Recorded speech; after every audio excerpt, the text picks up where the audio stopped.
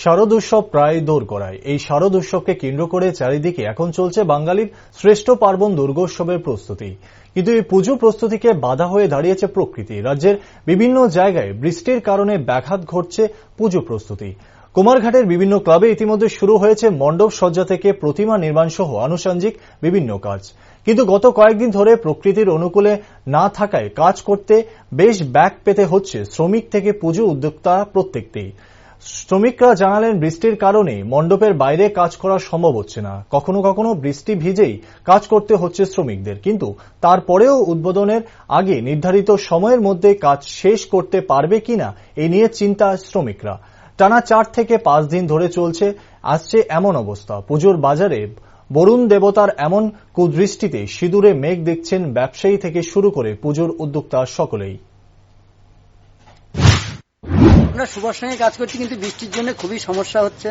বৃষ্টির জন্য বাইরের কাজটা একটুখানি বন্ধ আছে, তার জন্য ভেতরে আমরা কমপ্লিট দেওয়ার চেষ্টা করছি যাতে পরবর্তীতে বাইরে করতে পারি।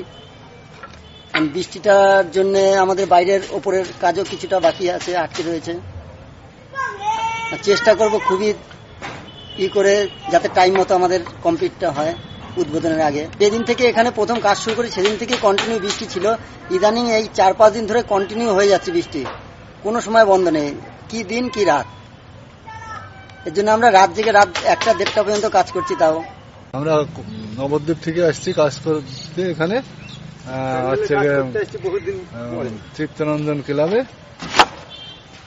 সমস্যায় বৃষ্টির জন্য সব সমস্যা হচ্ছে, একটু বাইরে কাজ করতে এইসব আর কি।